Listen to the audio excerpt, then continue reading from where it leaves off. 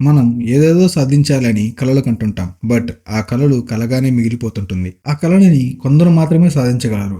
అలాంటి వారిలో ఒకడు క్రిస్టఫర్ గార్డినర్. ఇది నిజంగా జరిగిన కథ అండి.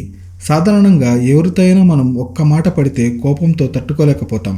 అలాంటిది సమాజంలో మాటలు పడకూడదు అండ్ ఎవరితో అయితే తక్కువ కాకూడదు అనుకుంటారో వాళ్ళతోనే, అంటే భార్యతో కూడా తక్కువ అవుతాడు. గొడవ వేసుకుని కన్న కొడుకుని కూడా వదిలేసి వెళ్ళిపోతుంది. తన కొడుక్కి ఎలాంటి కష్టాలు రాకుండా చూసుకున్నాడా లేదా, ఆ తర్వాత ఏం జరిగింది అనేది ఈ వీడియోలో చూద్దాం. ఈ మూవీని చాలా మంది చూసుంటారు, వేరే వీడియోస్ లో స్టోరీస్ ని వినుంటారు. బట్ నా వాయిస్ తో నా వర్షన్ కూడా వినండి. బికాస్ ఈ మూవీ మీకు ఎంత ఇష్టమో దానికన్నా నాకు చాలా ఇష్టం.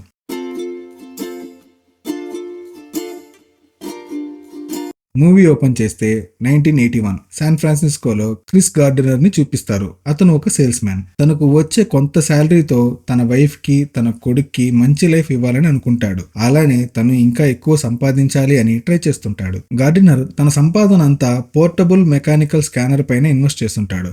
ఆ స్కానర్ మిషన్స్ డాక్టర్ కి బాగా యూజ్ అవుతుంది. 1 మంత్ కి తన ఇల్లు గడవాలంటే కనీసం 2 స్కానర్స్ అయినా అమ్మాలి. బట్ కొన్ని రోజులుగా ఒక్క స్కానర్ ని కూడా సేల్ చేయలేకపోతాడు. ఒకరోజు క్రిస్ తన స్కానర్ ని సేల్ చేయాలని ఆలోచిస్తూ ఫుట్పాత్ పైన నడుచుకుంటూ వస్తుంటే ఒక అతను కాస్ట్లీ కారులో నుంచి దిగుతాడు. అతన్ని చూసి క్రిస్ మీరేం చేస్తుంటారు అని అడుగుతాడు. నేను ఒక స్టాక్ బ్రోకర్ ని అని సమాధానం ఇస్తాడు. అది విని క్రిస్ ఇలా అడుగుతాడు, స్టాక్ బ్రోకర్ అవ్వాలంటే డిగ్రీ ఉండాలా అని అడుగుతాడు. అవేం అక్కర్లేదు, జస్ట్ నీ మాటలతో అందరిని ఆకట్టుకోవాలి అని అంటాడు. అప్పుడు ఆ స్టాక్ బ్రోకర్ ఆఫీస్ నుంచి వెళ్తున్న ఎంప్లాయీస్ ఫేస్ లో ఉన్న సంతోషాన్ని చూసి నేను కూడా ఏదో ఒక రోజు ఈ కంపెనీలో జాయిన్ అవుతాను అని కోరుకుంటాడు. క్రిస్ పరిస్థితి ఎలా ఉందంటే గవర్నమెంట్ కి ట్యాక్స్ కూడా చేయలేని పరిస్థితిలో ఉన్నాడు. 3 months గా హౌస్ కి రెంట్ కూడా కట్టట్లేదు. క్రిస్ భార్య లిండా ఒక హోటల్లో వెయిటర్ గా పనిచేస్తుంటుంది. ఇంటికి వచ్చిన క్రిస్ లిండాతో ఇలా అంటాడు, నేను స్టాక్ బ్రోకర్ గా వర్క్ చేయాలని అనుకుంటున్నా అని చెప్తాడు. దానికి చాలా కోపంగా ఫేస్ పెట్టి నువ్వు చేసిన పిచ్చి పనులు చాలు, నువ్వు చేసిన అప్పుని కట్టడానికి నేను హోటల్లో ఓవర్ టైం చేస్తున్నా అని గొడవ పడుతుంది.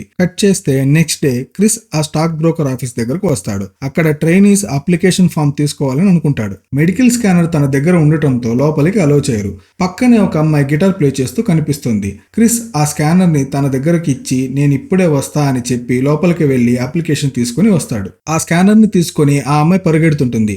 అది చూసి క్రిస్ కూడా పరిగెడతాడు. కానీ ఆ అమ్మాయిని పట్టుకోలేకపోతాడు. ఆ స్కానర్ పోయింది అని చాలా ఫీల్ అవుతాడు. నెక్స్ట్ డే స్కానర్ ని దొంగిలించిన అమ్మాయి బస్సులో కనిపిస్తుంది. వెంటనే తన దగ్గరకు వెళ్లి స్కానర్ ని తీసుకుంటాడు. కట్ చేస్తే క్రిస్ చాలా తక్కువ సంపాదిస్తున్నాడు అని లిండా గొడవ వేసుకుని క్రిస్ తో డైవర్స్ తీసుకోవాలని అనుకుంటుంది. అలా ఇద్దరు విడిపోతారు. బట్ తన కొడుకు జూనియర్ క్రిస్ కి తన తండ్రి అంటే చాలా ఇష్టం కాబట్టి తన దగ్గరే ఉండాలని కోరుకుంటాడు. ఒకరోజు స్కానర్ అమ్ముతున్న టైంలో తన అప్లికేషన్ పెట్టిన స్టాక్ బ్రోకర్ కంపెనీ మేనేజర్ అయిన టిస్లీ కనిపిస్తాడు. టిస్లీ కార్ చెడిపోవడంతో క్రిస్ అండ్ టిస్లీ ఇద్దరు ఒకే క్యాబ్ లో వెళ్తారు. తర్వాత మేనేజర్ తన దగ్గరున్న రూబిక్స్ క్యూబ్ ని సాల్వ్ చేయడానికి తెగ తిప్పుతుంటాడు. అది చూసి క్రిస్ ఆ క్యూబ్ ని తీసుకొని ఆ మేనేజర్ తో మాట్లాడుతూ సాల్వ్ చేసి తనకి ఇస్తాడు. అది చూసిన టిస్లీ షాక్ అయ్యి ఆ కార్ లో నుంచి సడన్ గా దిగి వెళ్లిపోతాడు. బట్ క్రిస్ దగ్గర కార్ కి పే చేయడానికి అమౌంట్ అస్సలు ఉండదు. వెంటనే కార్ దిగి కార్ డ్రైవర్ ని తోసేసి అక్కడి నుంచి పరిగెడతాడు. అలా పరిగెడుతూ వెళ్లి ట్రైన్ ఎక్కుతున్నప్పుడు తన దగ్గర ఉన్న స్కానర్ ని మిస్ చేసుకుంటాడు.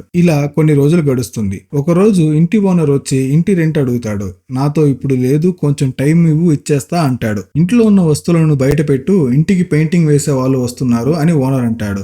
నేను ఉన్న ఇంటికి నేనే పెయింట్ వేసుకుంటా, వాళ్ళ అవసరం లేదు అని చెప్తాడు. అలా పెయింటింగ్ వేస్తున్న టైంలో ఇంటికి పోలీసులు వస్తారు. డ్రైవర్ ని తోసేసి కార్ కి అమౌంట్ పే చేయడు కాబట్టి డ్రైవర్ కేసు వేసుంటాడు. అలా క్రిస్ అరెస్ట్ అవుతాడు. నెక్స్ట్ డే మార్నింగ్ ఏమో స్టాక్ బ్రోకర్స్ కి ట్రైనింగ్ స్టార్ట్ అవుతుంది. బట్ క్రిస్ ఏమో జైల్లో ఉన్నాడు. వెంటనే లిండాకి కాల్ చేసి ఈ రోజు ఒక్కరోజు జూనియర్ క్రిస్ ని చూసుకో అని చెప్తాడు. లిండా కూడా ఓకే అంటుంది. ఆ నైట్ జైల్లోనే ఉంటాడు. నెక్స్ట్ డే మార్నింగ్ ఫార్మాలిటీస్ అంతా కంప్లీట్ చేసుకొని స్టాక్ బ్రోకర్ ఆఫీస్ కి వచ్చేసరికి లేట్ అవుతుంది. ఏం చేయలేక అదే డ్రెస్ లో ఆఫీస్ కి పరిగెడతాడు. ఆఫీస్ కి వచ్చి ఇంటర్వ్యూ అటెండ్ అవుతాడు. క్రిస్ ని ఇంటర్వ్యూ చేసే వాళ్ళంతా వింతగా చూస్తుంటారు. కానీ క్రిస్ అందరితో బాగా మాట్లాడుతూ పరిచయం చేసుకుంటాడు. తర్వాత తనకు జరిగిందంతా చెప్పుకుంటాడు. ఇంటికి పెయింటింగ్ వేస్తున్నప్పుడు పోలీసులు వచ్చి టాక్సీ కారుకి అమౌంట్ పే చేయనందువల్ల అరెస్ట్ చేశారు. అక్కడ లేట్ అవడంతో ఇలానే వచ్చేసా అంటాడు. ఇంటర్వ్యూలో అడిగిన ప్రశ్నలకంతా సమాధానం చెప్తాడు. నేను చాలా స్ట్రైట్ గా ఉంటా, నాకు తెలిసింది తెలుసు అని చెప్తా, తెలియని దాన్ని చాలా త్వరగా నేర్చుకుంటా అని ఆన్సర్ చెప్తాడు. ఇంటర్వ్యూ చేస్తున్న వాళ్ళల్లో ఒకడు ఇలా అడుగుతాడు, నువ్వు నా ప్లేస్ లో ఉండి నేను నీ ప్లేస్ లో ఉంటే నేను ఆ పెయింట్ షర్ట్ తో ఇంటర్వ్యూకి వస్తే ఏం చేస్తావు అని అడుగుతాడు. దానికి క్రిస్ కనీసం మంచి ప్యాంట్ వేసుకున్నాడా లేదా అని చూస్తా అని సరదాగా ఆన్సర్ ఇస్తాడు. అది విని అందరూ నవ్వి క్రిస్ ని సెలెక్ట్ చేస్తారు. దాని తర్వాత ఒక విషయం తెలుస్తుంది.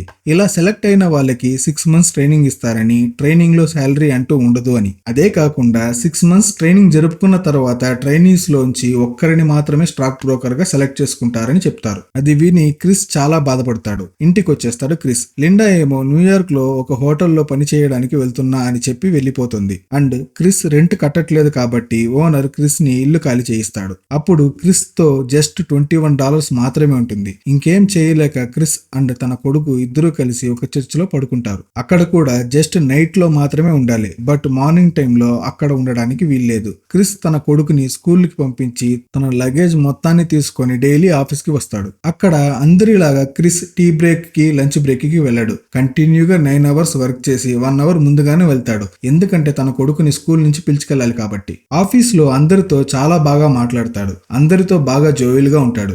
ఒకరోజు క్రిస్ కి ఇన్కమ్ ట్యాక్స్ ఆఫీస్ నుంచి ఒక లెటర్ వస్తుంది. తన బ్యాంక్ అకౌంట్ ని బ్లాక్ చేస్తున్నామని. ఎందుకంటే తన దగ్గర ఉన్న స్కానర్స్ కి ట్యాక్స్ పే చేయలేదు కాబట్టి. ఇప్పుడు క్రిస్ తో అమౌంట్ చాలా తక్కువ ఉంటుంది. కట్ చేస్తే ఆఫీస్ లో ట్రైనీస్ కి అందరికి ఒక టెస్ట్ పెడతారు. అందులో క్రిస్ బాగా రాస్తాడు. బట్ ఒక క్వశ్చన్ కి మాత్రం ఆన్సర్ చేయలేకపోతాడు. ఈ జాబ్ రాదేమో అని చాలా ఫీల్ అవుతాడు. క్రిస్ బయటికి వస్తాడు. అప్పుడు రోడ్ లో ఆ కంపెనీ డైరెక్టర్ క్రిస్ దగ్గరకు వచ్చి, నా పర్స్ ఎక్కడో మిస్ చేసుకున్నా, నువ్వు ఒక $5 ఉంటే నాకు ఇవ్వు, నేను మళ్ళీ నీకు ఇచ్చేస్తా అంటాడు. క్రిస్ లేదు అని చెప్పకుండా తన దగ్గర ఉన్న $5 ని ఇచ్చేస్తాడు. కట్ చేస్తే ఒక పిచ్చివాడి దగ్గర క్రిస్ స్కానింగ్ మిషన్ ఉంటుంది. అది తీసుకొని డాక్టర్ కి సేల్ చేయాలి అనుకుంటాడు. క్రిస్ టైం ఎలా ఉందంటే డాక్టర్ దగ్గరకు వెళ్లి స్కానర్ ఆన్ చేస్తే అది వర్క్ అవ్వదు. క్రిస్ దగ్గర ఆ స్కానర్ ని రిపేర్ చేసుకోవడానికి కూడా అమౌంట్ ఉండదు. ఆ రోజు నైట్ చర్చ్ లో ఫుల్ అయిపోవడంతో అక్కడ పడుకోవడానికి కూడా ప్లేస్ ఉండదు. అక్కడ నుండి రైల్వే స్టేషన్ కి వెళ్లి పడుకోవాలి అని అనుకుంటారు. కానీ అక్కడ ఉన్న సెక్యూరిటీ తిట్టడంతో క్రిస్ అండ్ తన కొడుకు ఇద్దరు కలిసి రైల్వే స్టేషన్ బాత్రూమ్ లో పడుకుంటారు.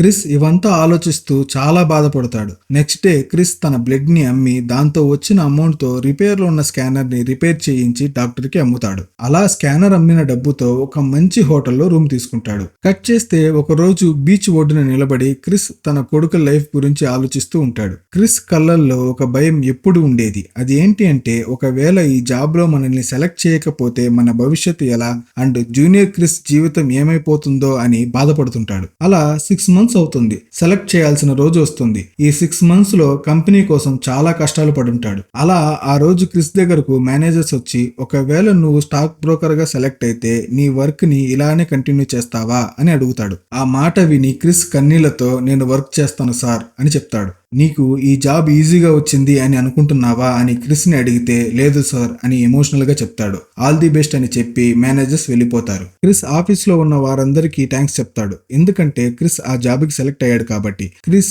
ఆఫీస్ బయటకు వచ్చి తను అండ్ తన కొడుకు ఈ రోజు నుంచి ఆకలితో ఉండాల్సిన అవసరం లేదు, బయట పడుకోవాల్సిన అవసరం లేదు అని సంతోషంతో రూమ్ కి వెళ్తాడు. తన కొడుకుని ఎమోషనల్ గా హక్ చేసుకొని అలా బయటకు తీసుకొస్తాడు. అప్పుడు ఈ కథ నిజమైన హీరో క్రిస్టఫర్ గార్డెన్ ని చూపించి మూవీని ఎండ్ చేస్తారు. మనం ఎప్పుడైతే హోప్లెస్ గా ఉంటామో అప్పుడు ఈ మూవీని ఒక్కసారి చూస్తే చాలు, చాలా మోటివేట్ గా ఉంటుంది. మీకు ఈ వీడియో నచ్చింది అని అనుకుంటున్నా. అలా నచ్చితే ఒక లైక్ చేసి, కమెంట్ చేసి, మా వీడియోని షేర్ చేసి, మా ఛానల్ ని సబ్స్క్రైబ్ చేసుకోండి. Thanks for watching.